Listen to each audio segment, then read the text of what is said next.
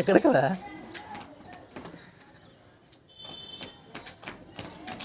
Fourth one.